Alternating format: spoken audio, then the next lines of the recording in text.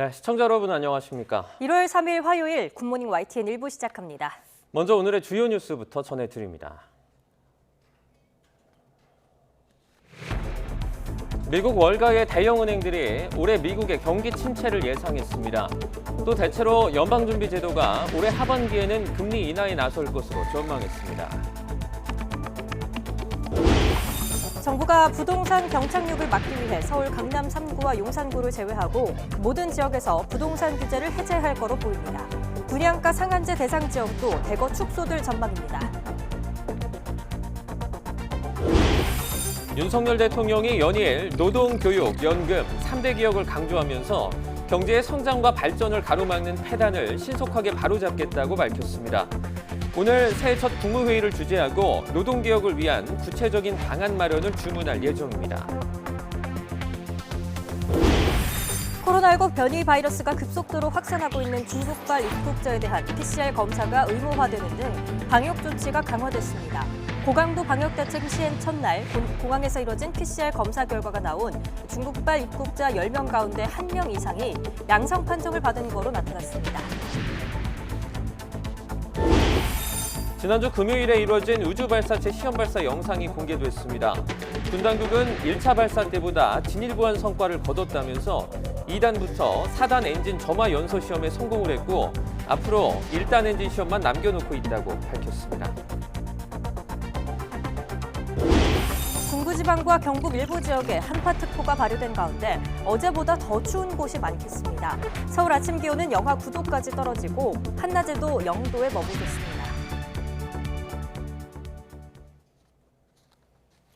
네, 첫 번째 소식입니다. 지난해 40년 만에 최악의 인플레이션으로 어려움을 겪었던 미국이 올해는 경기 침체를 맞을 거란 전망에 무게가 실리고 있습니다. 월스트리트 대형 은행 대부분은 1, 2년 안에 경기 침체가 올 거라고 예상했고 미국 시민 과반은 올해 경기가 더 악화될 거로 내다봤는데요. 미국 특파원 연결해서 자세한 내용 알아보겠습니다. 권준기 특파원. 네, 워싱턴입니다. 네, 월가에서는 올해 침체가 올 거란 전망에 무게를 싣고 있죠. 그렇습니다. 월스트리트 저널이 월가의 대형 금융사 23곳을 대상으로 설문조사를 실시했습니다. 그랬더니 70%에 해당하는 16개사는 올해 이 경기 침체가 올 것으로 예상했고 2개사는 내년에 경기 침체가 올 것으로 내다봤습니다. 1, 2년 안에 경기 침체를 예상하는 대형 금융사가 18곳, 78%에 달해 경기 침체 전망이 대세를 이루고 있는 겁니다.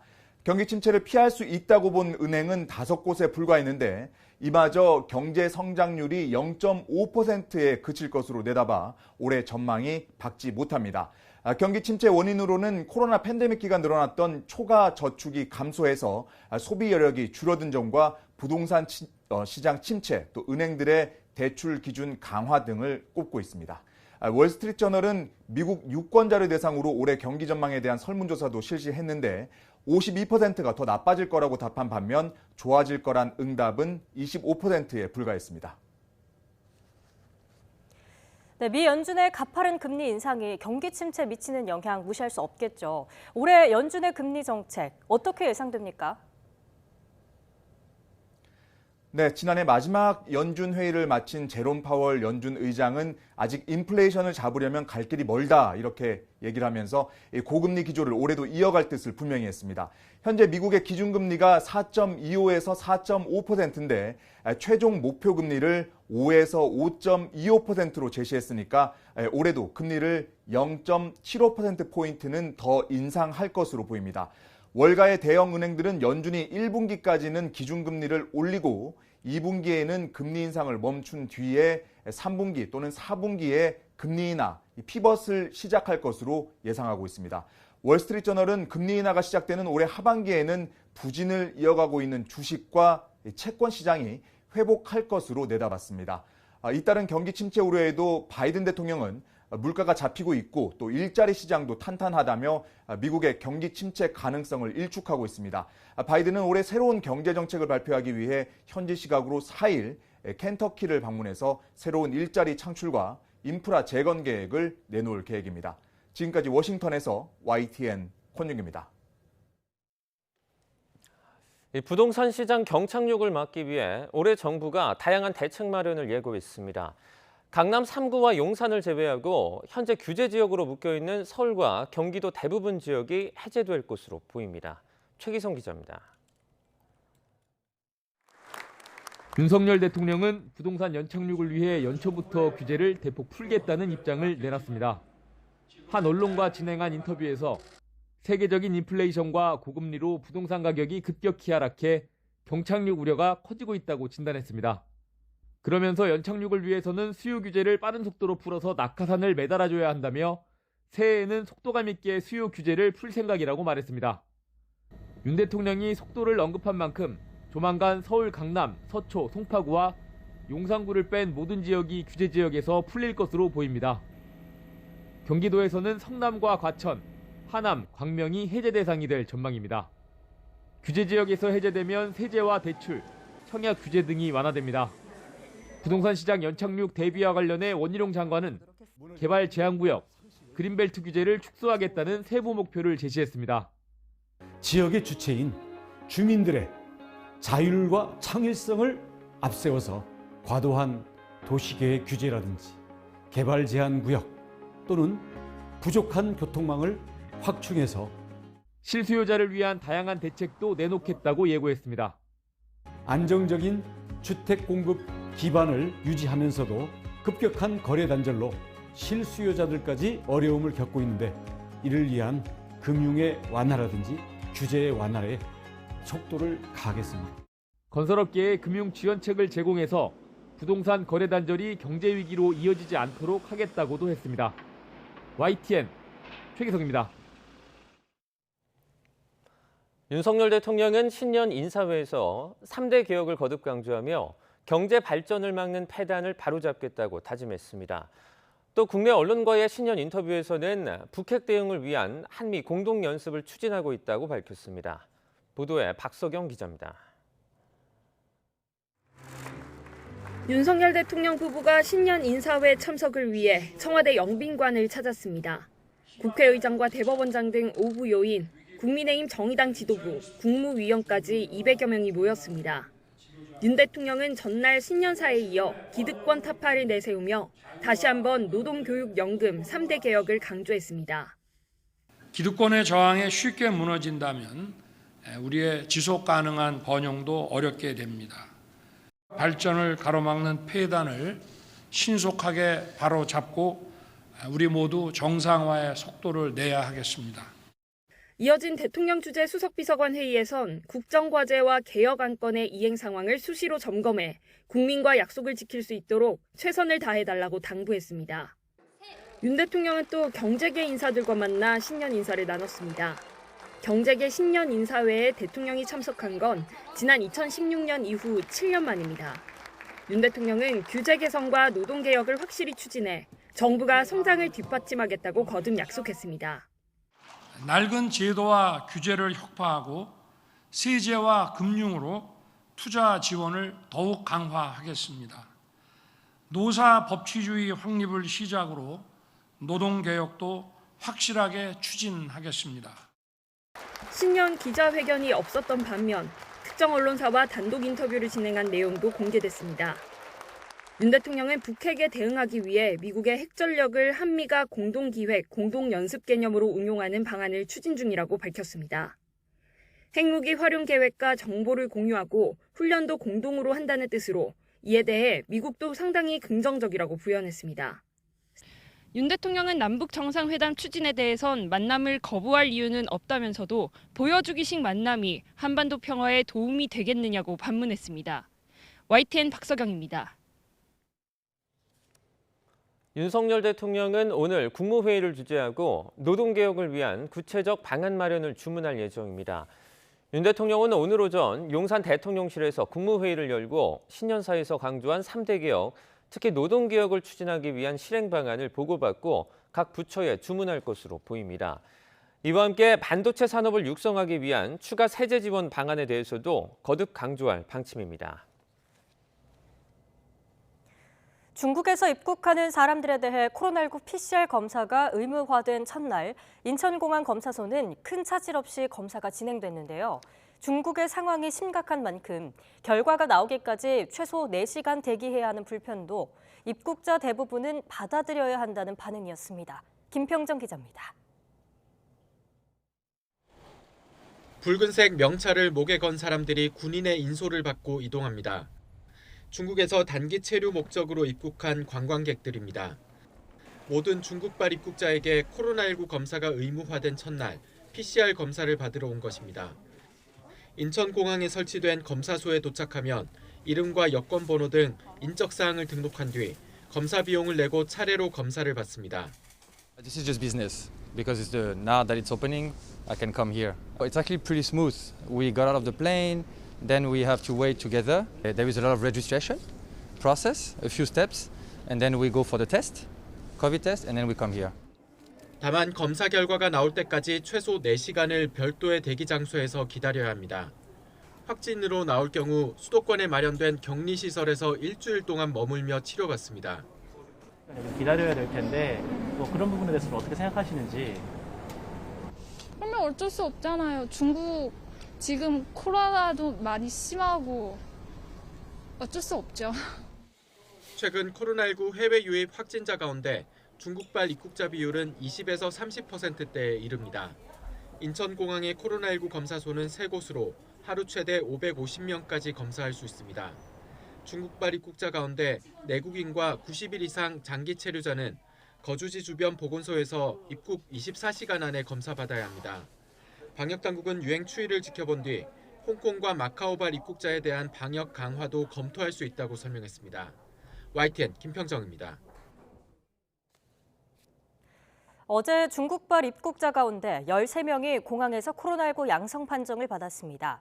중앙방역대책본부는 어제 오후 5시 기준 중국발 입국자 가운데 13명이 공항 코로나19 검사소에서 검사를 받고 양성 판정을 받았다고 밝혔습니다.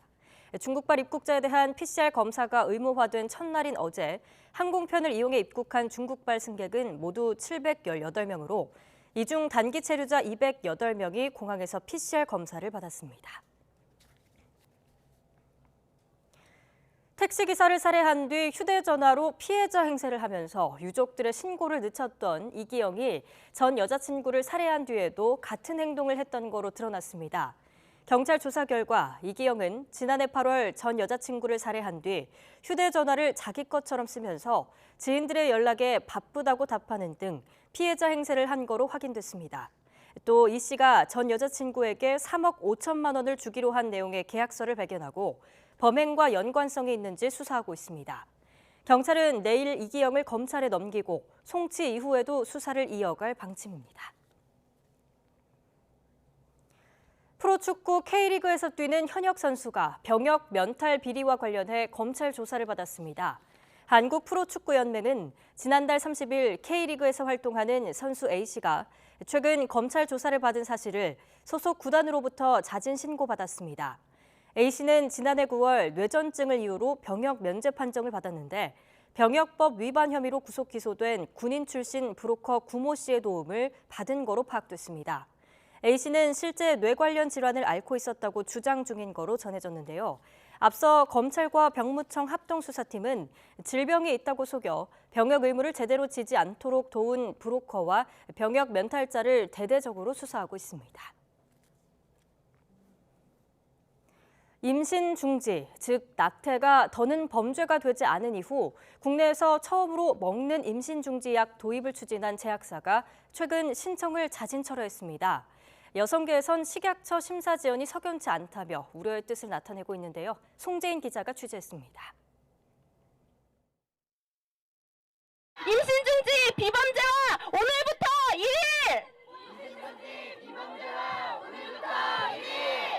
헌법재판소의 헌법 불합치 판단에 따라 임신 중지에 대해 죄를 물을 수 없게 된 건 재작년 1월부터입니다. 낙태죄가 효력을 상실하게 되자 식약처는 임신 중지약 허가 신청이 들어오는 대로 신속하게 심사하겠다고 밝혔습니다. 6달 뒤 현대약품은 국내에서 처음으로 임신 중지약 허가를 신청했습니다. 출처 미상의 불법약이 온라인을 통해 판매되는 상황이라 여성계에선 크게 환영했습니다. 그런데 허가 신청 1년 5개월 만에 현대약품은 허가 신청을 자진 철회했습니다. 식약처는 현대약품이 안전성 보완 자료를 제때 제출하지 못할 것 같다며 신청을 자진 철회했다고 설명했습니다. 구체적으로 어떤 자료인지는 알려지지 않고 있습니다. 공식적인 입장 외에는 답변을 좀 드릴 수 없다고. 공개 가능할 만한 내용 같지는 않아서 사실. 현대약품이 신청한 임신중지약은 세계보건기구에서 성분을 필수 의약품으로 지정하고 캐나다 등 60여 개국에서 판매되고 있는 약입니다. 그런 만큼 심사가 길어지는 건 다른 이유가 있다는 얘기가 나오기 시작했습니다. 자료 제출도 자료 제출인데 의사나 약사랑 갈등도 있고 그래서 그런 부분 때문에 늦춰진 것도 있는 것 같고요. 당장 여성계에선 식약처가 자세한 심사 경위를 공개해야 한다고 촉구하고 나섰습니다. 검토가 뭐가 필요했고 그것을 과연 현대약품이 아니면 식약처는 자체적으로 알아볼 수가 없었는지 어떻게 유통할 건지 이런 체계들을 좀 같이 세워나가는 과정에서 약물의 도입을 준비해야 되는데 그런 과정들을 전혀 적극적으로 나서지 않으면서 일단 제약회사에만 책임을 돌리고 있는 것도 문제라고 보고 있고요. 현대약품은 보완 자료가 확보되는 대로 다시 신청하겠다는 입장이지만 심사가 늦어지는 것에 대한 여성계의 우려는 커지고 있습니다. YTN 송재인입니다. 오는 3월 국민의힘 전당대회의 핵심 변수로 이른바 윤심과 당심이 꼽히는 가운데 차기 당권 주자들이 두 마리 토끼를 잡기 위한 행보에 본격적으로 나섰습니다. 윤석열 대통령이 주최한 신년 행사에 참석한 데 이어서 보수의 심장 TK에 집결한 건데 당권 주자들의 수도권 험지 출마론을 놓고는 미묘한 신경전도 펼쳐졌습니다. 엄윤주 기자입니다. 집권 여당의 당권 잠룡들이 윤석열 대통령 주재로 열린 신년 인사회에 일제히 모습을 드러냈습니다. 사실상 새해 첫 공식 일정으로 윤 대통령과의 만남을 택한 겁니다. 주요 참석자 수만 200여 명으로 대통령과 깊은 대화를 나누긴 어려운 상황이었는데도 빠지지 않고 한자리에 모였습니다. 이후 당권 주자들이 나란히 찾은 곳은 전체 당원의 40%가 집중된 영남권, 그중에서도 보수의 심장 TK였습니다. 당원 투표 100%로 새 대표 선출 방식이 바뀐 상황에서 후보들은 저마다 TK 표심 잡기에 집중했습니다. 우리 조상이 540년 전에 안동에서 강릉으로 이주했습니다. 이만하면 원조 TK 자부해도 될 것 같습니다. 그리고 저 처가가 구미입니다. 구미 선산입니다. 출마 여부를 놓고 막판 고심을 이어가는 쪽도 당심 구애 작전에서 빠지진 않았습니다. 제가 모태 TK더라고요.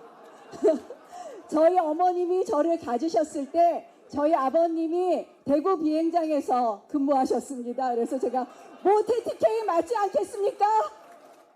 다만 내년 총선 승리를 이끌 교두부가 어디인지 또 그에 적합한 당대표가 누구인지를 놓고는 신경전이 펼쳐졌습니다. 특히 당권 주자들의 수도권 험지 출마론으로 뭉친 안철수, 윤상현 의원이 공동전선을 형성했습니다. 지난 총선은 수도권의 패배입니다. 121석 중에서 17명 살아남았습니다. 이번에는 수도권에서 반드시 이겨야 합니다. 저는 그럴 각오로 뛰고 있고 우리가 싸움을 할 때 심장이 싸웁니까? 손과 발과 팔과 다리가 싸우지 않습니까? 손과 발과 팔과 다리 역할하는 곳이 어디입니까? 수도권입니다. 그래서 제가 수도권의 중요성을 말씀드려 왔습니다.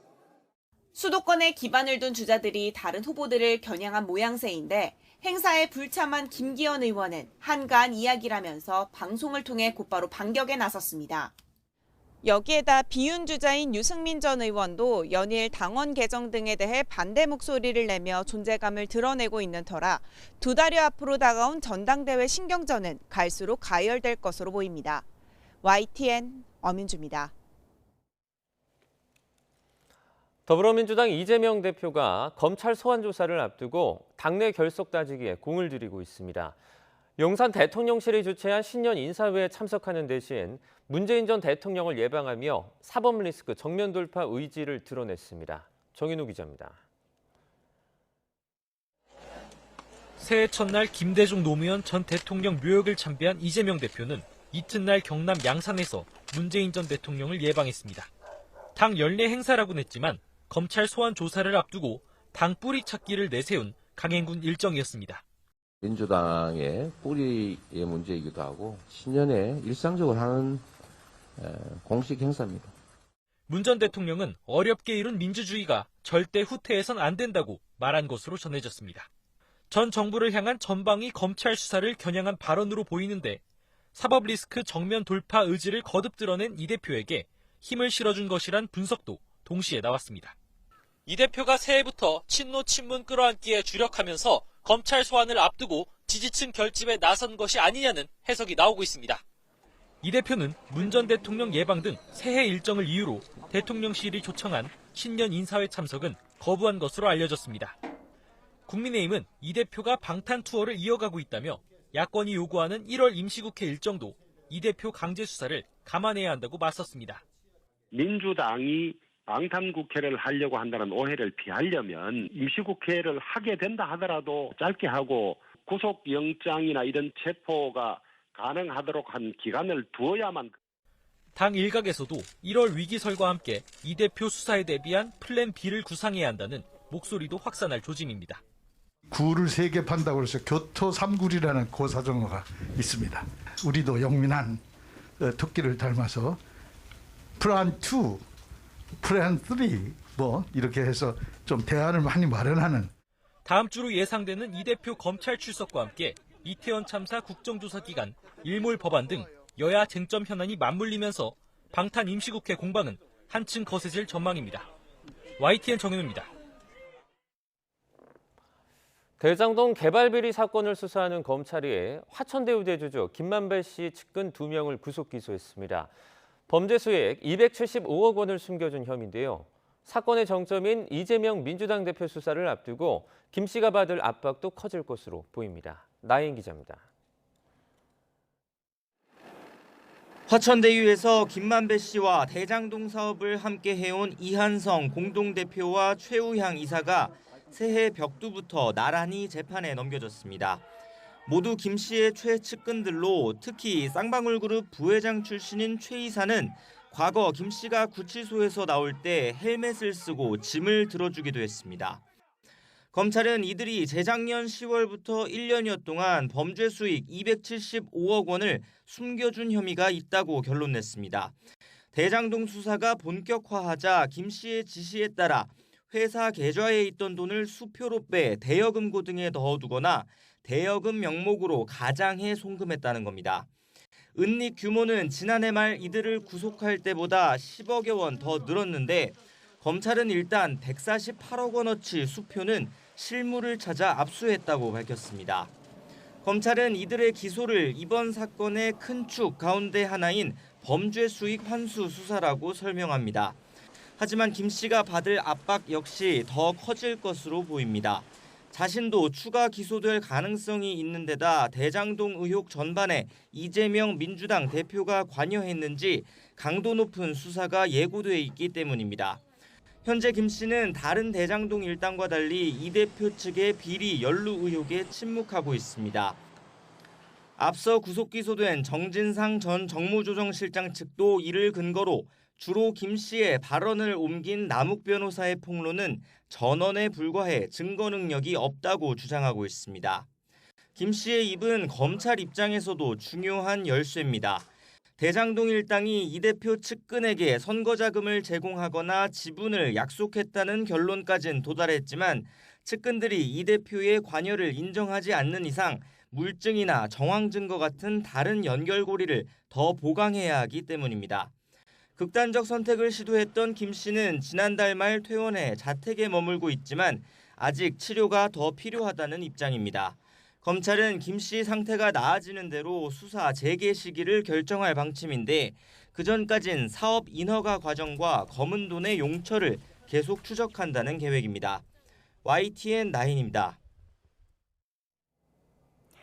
국방부는 지난달 30일 시험 발사한 고체 연료 우주 발사체 발사 장면을 공개하면서 1차 때보다 진일보한 성공을 거뒀다고 평가했습니다.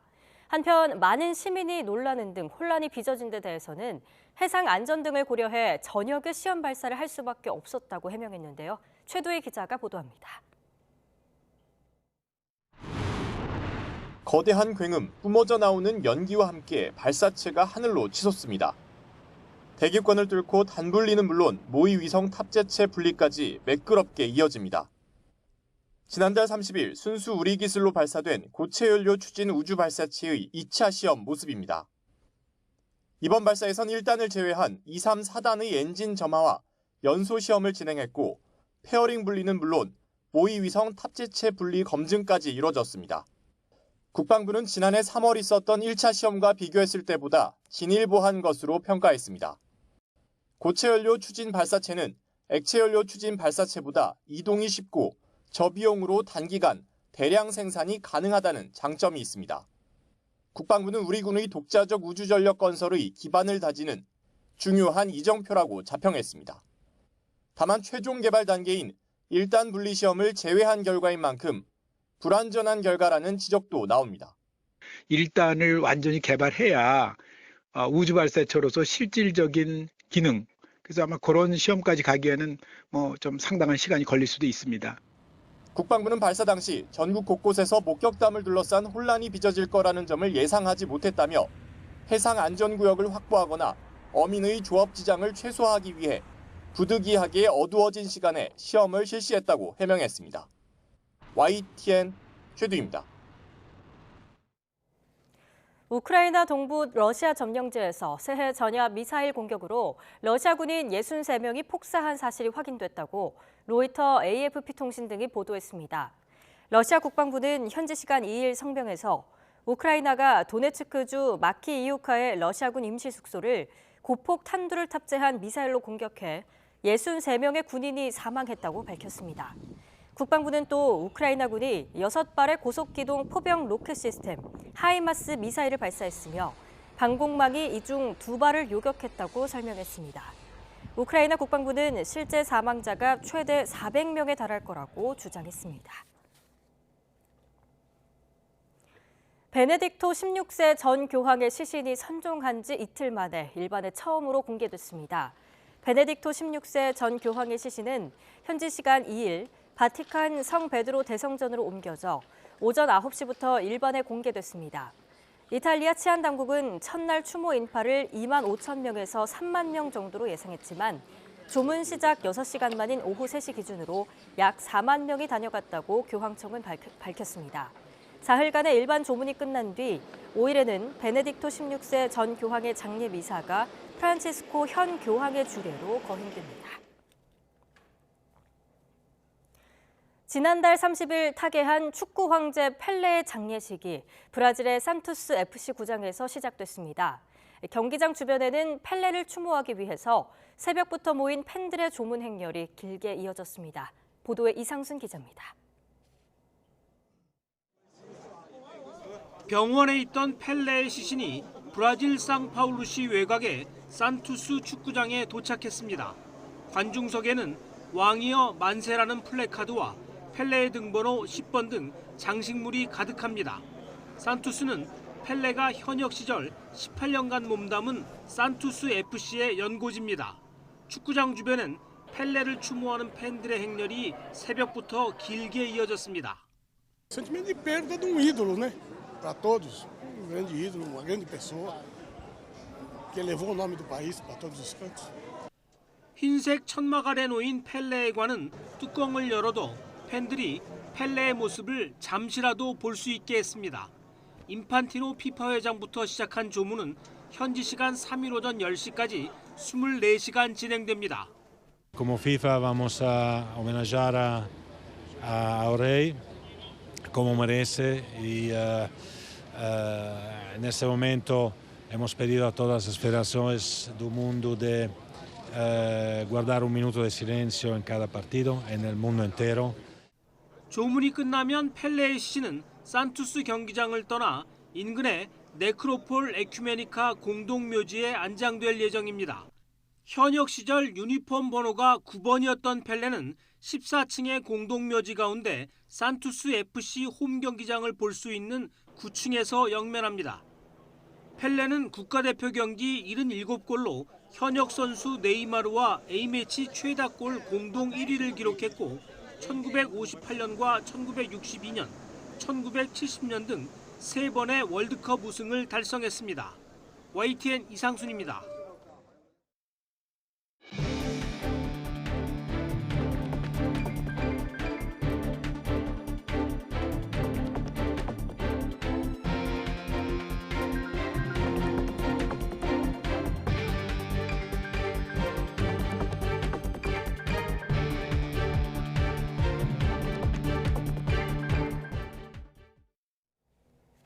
미국 월가의 대형 은행들이 올해 또는 내년에 미국의 경기 침체를 예상했습니다. 월스트리트 저널은 23개 대형 금융사 이코노미스트들을 대상으로 설문조사한 결과 70%인 16개사가 올해 경기 침체를 겪을 거라고 답했고 2개사는 내년에 경기 침체가 올 거로 예상했습니다. 은행들은 팬데믹 기간 2조 3천억 달러에 달했던 미국인들의 초과 저축이 1조 2천억 달러로 감소해 소비 여력이 줄어든 것과 부동산 시장 침체, 은행들의 대출 기준 강화 등이 미국 경제 위험 신호로 꼽았습니다. 정부가 주택시장 경착륙을 막기 위해 서울 강남 3구와 용산구를 제외하고 규제 지역 대부분을 해제할 것으로 보입니다. 정부는 최근 집값 하락세가 심상치 않자 수도권은 물론 서울도 상당수 규제 지역에서 해제할 예정입니다. 조정 대상 지역에서 풀리면 종합부동산세와 양도소득세 중과가 배제되는 등 세금 부담이 줄어들고 주택담보대출 비율, LTV 등 대출이 확대되며 재당첨 제한 등 청약 규제도 풀립니다. 국토부는 또 분양가 상한제 대상 지역도 축소할 예정입니다. 이와 관련해 원희룡 장관은 개발 제한 구역, 그린벨트 규제를 축소하겠다는 세부 목표를 제시했습니다. 원 장관은 어제 신년사를 통해 지역 주체인 주민 자율과 창의성을 동력 삼아서 개발 제한 구역과 같은 과도한 규제는 풀겠다며 국토를 효율적이고 입체적으로 활용하기 위해 노력하겠다고 말했습니다. 그러면서 주택 공급 기반을 안정적으로 유지하면서 급격한 거래 단절로 실수요자가 어려움을 겪지 않도록 금융 완화, 규제 완화에 속도를 가하겠다고 전했습니다. 윤석열 대통령과 김진표 국회의장이 내년 4월 총선을 앞두고 일제히 선거구제 개편 논의 필요성을 강조하고 나섰습니다. 하지만 각 정당의 첨예한 이해관계가 걸려 있어 실제 이루어질 수 있을지는 좀 더 지켜봐야 할 것으로 보입니다. 권남기 기자입니다. 윤석열 대통령이 신년 인터뷰를 통해 중대선거구제 도입 필요성을 강조했습니다. 선거구마다 한 명을 뽑는 현행 소선거구제는 전부 아니면 전무다 보니 진영이 양극화되고 갈등이 깊어졌다며 지역 특성에 따라 2명에서 4명을 선출하자는 겁니다. 입법부 수장인 김진표 국회의장도 현행 소선거구제는 여러 문제를 갖고 있다면서 중대선거구제 도입 등 다당제를 전제로 한 선거제 개편이 필요하다고 강조했습니다. 그러니까 호남에서도 보수 쪽 대표들이 몇 명은 당선되고 거꾸로 대구 경북에서도 진보 쪽 정치인들이 당선이 되어야 협치가 되고. 김 의장은 구체적인 선거법 개정 일정까지 내놨습니다. 국회 정치개혁특별위원회가 한두 개 개정안을 만들면 다음 달에 국회의원 모두가 참여하는 전원위원회를 열고 이를 논의하자는 겁니다. 여야도 승자 독식이나 민심 왜곡 등의 문제에 현행 소선거구제의 개편 필요성은 공감합니다. 하지만 선거구를 합친 뒤 여러 명을 한꺼번에 뽑는 중대선거구제는 현역 의원들의 정치 생명과 직결되는 만큼 각 당의 입장은 첨예하게 갈릴 수밖에 없습니다. 실제로 지난해 6월 지방선거 당시 일부 기초의원 선거를 중대선거구제로 치러본 결과 민주당은 대구서 2명이 당선됐지만 국민의힘은 광주에서 모두 낙선했습니다. 인구 밀도가 낮은 농어촌 지역은 소외될 수 있고 2인 선거구에 그칠 경우 여전히 소수 정당의 기회는 차단되는 등 개편 논의 과정에서 해결할 과제도 적지 않습니다. 강원도의 한 절반 정도 될 텐데 그러면 주민들의 대표성, 주민들의 권익 보호 이런 거에 소홀해질 수가 있거든요. 이게 쉽지 않은 얘기예요. 선거 환경이라든지 국민에 따라서 유불리가 나눠지기 때문에 제도만 놓고 볼 때는 유불리를 따지기는 상당히 어렵습니다. 여기에 내년 총선 1년 전인 올해 4월 10일 법정 기한까지 선거구제 개편 논의를 끝내야 하는 만큼 정치권이 앞으로 석 달 동안 합의에 이를 수 있을진 미지수입니다. YTN 권남기입니다. 국민의힘 주호영 원내대표는 오는 3월 8일 예정된 전당대회가 당 개혁이나 총선 승리 비전으로 경쟁해야 총선에 도움이 되고 당의 지지율도 올릴 수 있는 것으로 본다고 밝혔습니다. 주 원내대표는 어제 한 라디오 인터뷰에서 지금과 같은 윤심 경쟁 전당대회의 모습은 별로 바람직하지 않다고 본다며 이같이 말했습니다. 또 당내 일각에서 이른바 윤핵관 의원들이 수도권 험지에 출마해야 한다는 주장과 관련해서는 함부로 지역구를 옮기는 건 바람직하지 않다며 선거를 불과 1년 앞두고 지역구를 옮기는 건 선거 구민에 대한 예의가 아니라고 강조했습니다. 더불어민주당 이재명 대표가 문재인 전 대통령을 예방하고 민생 안보 위기와 민주주의 후퇴 등 시국 현안에 공감대를 이룬 것으로 알려졌습니다. 이 대표는 어제 경남 양산 사저를 찾아 문 전 대통령 부부와 1시간 반 동안 오찬을 하며 대화를 나눴습니다. 이 대표는 예방 뒤 SNS에 글을 올려 무엇보다 어렵게 이룬 민주주의가 절대 후퇴해서는 안 된다는 문 전 대통령 말씀에 깊이 공감하며 자신 또한 같은 의견을 드렸다고 전했습니다. 이 대표가 문 전 대통령을 예방한 것은 대표 취임 직후인 지난해 8월에 이어서 두 번째로 특히 윤석열 대통령 주재 신년 인사회에 불참하고 문 전 대통령과 만나 관심이 쏠렸습니다. 김광동 신임 진실화해위원장이 왜곡된 역사인식 문제로 연일 화제의 중심에 서고 있죠. 정권이 바뀔 때마다 비슷한 논란이 반복되는 이유는 무엇이고 어떻게 해결하면 좋을지 김철희 기자가 짚어봤습니다. 최근 2기 진실화해위원장에 취임한 김광동 나라정책연구원장. 과거사위원회의 존립 이유를 부정하고 4.19 혁명과 5.18 민주화운동 등 역사적 사건을 왜곡했던 과거 행적이 잇따라 드러나면서 논란이 커졌습니다. 진실화해위원회 수장은 1기 시절에도 구설에 오른 적이 있었습니다. 이명박 정부가 임명한 뉴라이트 계열 이영조 위원장이 2010년 진실화해위가 개최한 국제 심포지엄에서 제주 4.3 사건을 공산주의자가 주도한 반란으로 광주 민주화운동은 민중 반란으로 표현한 사실이 뒤늦게 알려진 겁니다.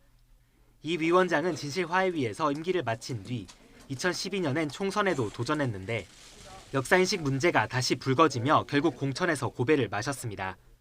해석에 따라서는 국민의 마음을 아프게 할 부분이 있다는 판단에 이르러 유감의 뜻을 표하는 바입니다. 이영조 후보 공천을 취소하기로 결정하였음을 알려드립니다.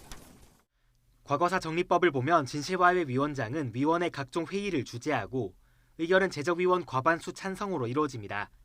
현재 진실화해위원회는 여당과 야당 추천 위원 수가 같아서 대통령이 지명한 위원장이 이른바 캐스팅보트 역할을 할 수 있습니다. 위원장에게 그만큼 무게가 실릴 수밖에 없는 구조입니다. 때문에 사건 관련자들은 정권에 따라 위원장의 성향도 바뀌면서 진실 규명도 영향을 받는 게 아닐까 걱정합니다.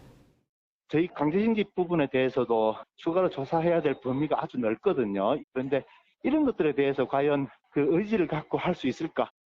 전문가들은 진실화해위가 국가폭력에 의한 희생을 규명하는 기관이라는 점을 고려하면 역사 자체를 부정하는 인물을 위원장에 앉히는 건 피해야 한다고 지적합니다. 국가폭력의 역사를 제대로 청산하지 못하다 보니까 계속 논란이 되고 아픔으로 남아있잖아요. 그 취지에 맞는 인물을 임명하고 지원해 주는 것도 필요할 거다. 더 나아가 지금처럼 위원장 임명을 대통령 혼자 맡는 대신 관련 학회와 단체 등으로 권한을 분산해서 위원회가 정권 입김에서 좀 더 자유로울 수 있게 해야 한다는 목소리도 나옵니다. YTN 김철입니다. 전 여자친구와 택시기사를 잇따라 살해한 혐의로 구속된 이기영이 피해자들의 휴대전화를 이용해 피해자 행세를 한 사실이 추가로 확인됐습니다. 경찰은 전 여자친구 유가족들의 DNA 검사를 진행하는 등 혐의를 입증하는 데 박차를 가하고 있습니다. 김근우 기자가 보도합니다. 이기영은 택시기사를 살해한 뒤 휴대전화로 안부를 묻는 피해자의 가족들에게 바쁘다거나 전화하기 어렵다고 둘러대는 대범함을 보였습니다. 그러나 이게 처음이 아니었습니다. 이에 앞서 지난해 8월 전 여자친구를 살해하고도 휴대전화를 자기 것처럼 쓰면서 피해자 행세를 한 사실이 드러났습니다. 살해한 전 여자친구의 휴대전화로 지인들이 연락하자 바쁘다는 식의 문자 메시지를 보내서 피해자가 살아있는 것처럼 꾸미는 등 택시기사를 살해한 뒤 벌인 행동과 판박이었습니다. 이런 가운데 이기영이 전 여자친구의 시신을 유기했다고 진술한 경기 파주시 공릉천 일대 수색 작업은 뚜렷한 성과 없이 일주일 넘게 이어지고 있습니다. 경찰은 범행이 이뤄진 지난해 8월 중부지방에 큰 비가 자주 내린 만큼 시신이 바다로 휩쓸려갔을 가능성도 배제하기 어렵다고 보고 있습니다. 끝내 시신을 찾지 못한다면 이기영의 진술과 범행 현장에 남은 혈흔 등 간접 증거로만 혐의를 입증해야 하는데 경찰은 전 여자친구의 유족들을 수소문 끝에 찾아내 DNA 대조 작업을 진행하기로 해서 수사의 실마리가 될 수 있을지 주목됩니다. 범행 동기를 밝혀내는 것도 향후 수사의 핵심이 될 전망입니다. 돈을 빼앗을 목적으로 사람을 살해했다는 강도살인 혐의가 입증되면 무기징역이나 사형 둘 중 하나만 선고할 수 있지만 이기영의 진술대로 우발적으로 살인한 것으로 인정해 살인죄를 적용할 경우 양형이 훨씬 가벼워지기 때문입니다. 이기영의 추가 범행 의혹과 관련해선 새롭게 밝혀진 게 없습니다. 이기영의 통화 기록을 토대로 지인 380여 명을 조사했는데 또 다른 과거 여자친구 등 360여 명의 안전이 확인됐고 나머지 20여 명도 전화번호를 바꿔서 연락이 닿지 않는 등 특별한 범죄 혐의점은 없다는 게 경찰의 판단입니다. 경찰은 이기영을 이번 주 안에 검찰에 넘기고 송치 이후에도 일부 혐의에 관한 수사를 계속할 방침입니다. YTN 김근우입니다.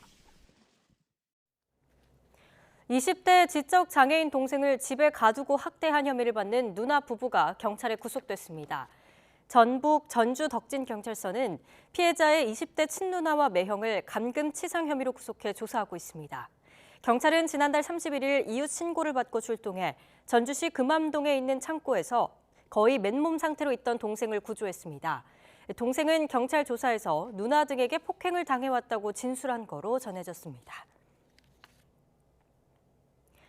어제 오후 6시 40분쯤 경남 창원시 창원터널 안에서 김해시 방향으로 달리던 승용차에 불이 났습니다.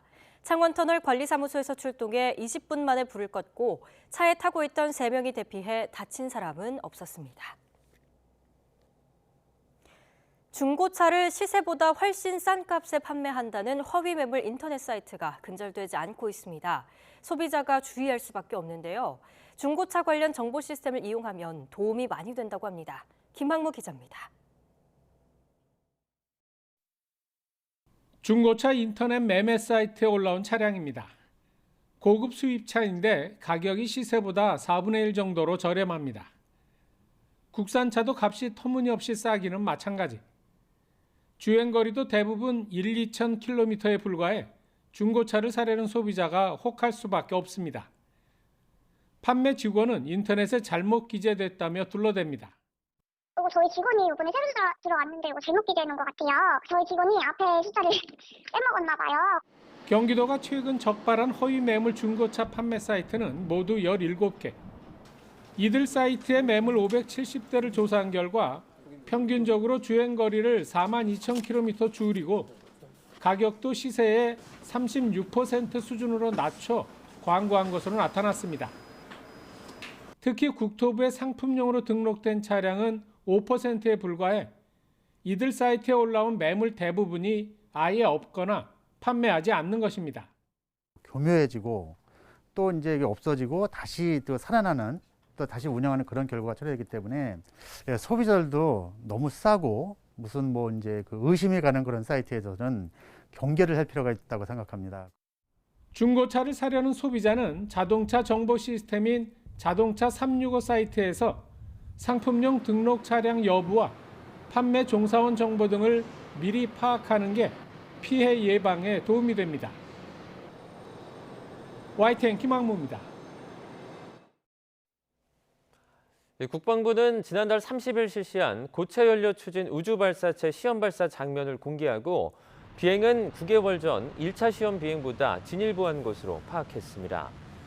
국방과학연구소가 공개한 이번 시험 발사 장면을 보면 우주 발사체가 상승하면서 차례로 단분리가 이루어지고 우주에서 모의 위성 탑재체가 분리되는 모습 등이 담겼습니다. 이번 2차 시험은 총 4단으로 구성된 발사체 가운데 1단을 제외한 2, 3, 4단 형상으로 시험했고 모두 실제 점화와 연소까지 성공했습니다. 세계 최대 IT 가전 박람회 CES가 내일 미국 라스베가스에서 열립니다. 4일간 열리는 이번 박람회에서는 한층 진화된 모빌리티와 메타버스, 블록체인 등 신기술의 발전이 주목을 받고 있습니다.